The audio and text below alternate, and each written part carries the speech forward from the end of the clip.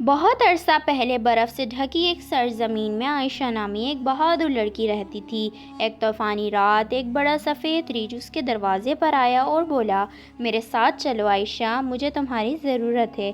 عائشہ نے ہمت کی اور اس کے ساتھ چل دی۔ ریچھ اسے ایک جادوئی محل میں لے گیا۔ وہاں سب کچھ بہت خوبصورت تھا، لیکن ایک شرط تھی، عائشہ ریچھ کو رات کے وقت نہیں دیکھ سکتی تھی۔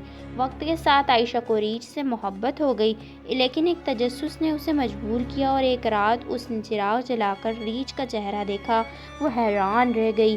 وہ دراصل ایک خوبصورت شہزادہ تھا جو ایک جادوگرنی کے جادو میں قید تھا۔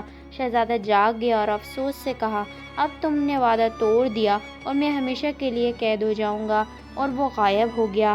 عائشہ نے ہار نہ مانی۔ وہ تنہا شمال کی طرف نکلی، برف، طوفان اور جادو مخلوق کا سامنا کرتی رہی، یہاں تک کہ جادوگرنی کے قلعے تک پہنچ گئی۔ اس نے اپنا سچا پیار ثابت کیا۔ جادوگرنی نے ہار مان لی اور شہزادے پر سے جادو ختم ہو گیا۔ عائشہ اور شہزادہ پھر ملے اور ہمیشہ کے لیے سفید ریچھ کی شہزادی کہلائے۔ ایک دفعہ ذکر ہے، ایک چھوٹی سی بستی میں مہر نام کی ایک غریب لڑکی رہتی تھی۔ مہر کی ماں بیمار رہتی اور وہ دن رات کام کر کے گزارا کرتی۔ اس کی معصومیت اور محنت نے آسمان کی مخلوقوں تک کو متاثر کیا۔ ایک رات جب وہ دریا کے کنارے پانی بھرنے گئی تو اس نے ایک روشن سا سایہ نظر آیا۔ وہ ایک جن تھا، لیکن عام نہیں۔ اس کے چمکتے پر تھے جیسے چاند کی روشنی میں تاروں کا جادو۔ اس کا نام زران تھا۔ وہ پروں والا جن تھا جو انسانوں کی دنیا میں صرف ایک بار محبت کر سکتا تھا۔ زران نے پہلی دفعہ مہر کو دیکھا تو اس کی سادگی اور دکھ بھری آنکھوں میں کھو گیا۔ وہ ہر رات اسے چپکے سے دیکھتا، اس کی مدد کرتا، کبھی کام آسان بنا دیتا، کبھی دوائی کا انتظام۔ مہر ہر بھیانی ہوتی، لیکن سمجھ نہ پاتی کون مدد کرتا ہے۔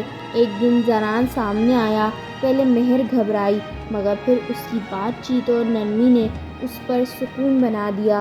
دونوں کے درمیان دوستی ہوئی، پھر محبت ہو گئی، لیکن زران کو اپنی دنیا چھوڑنی پڑی اگر وہ مہر سے ملتا۔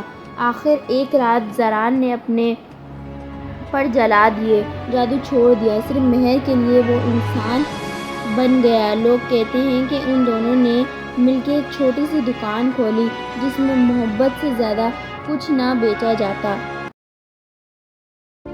ایک چھوٹے سے گاؤں میں ایک بڑھیا رہتی تھی۔ وہ بہت نیک تھی اور ہمیشہ اللہ تعالیٰ کی عبادت کرتی تھی۔ ایک دن وہ اپنے چھوٹے سے گھر میں بیٹھی تھی، تبھی اس نے دیکھا کہ اس کے گھر کے باہر ایک چھوٹا سا پکشی آیا ہوا تھا۔ وہ پکشی بھوکا تھا اور پانی کی تلاش میں تھا۔ بڑھیا نے اس پکشی کو دیکھا اور اس کی مدد کرنے کا فیصلہ کیا۔ اس نے اس پکشی کو کھانا اور پانی دیا۔ پکشی خوش ہو کر اڑ گیا۔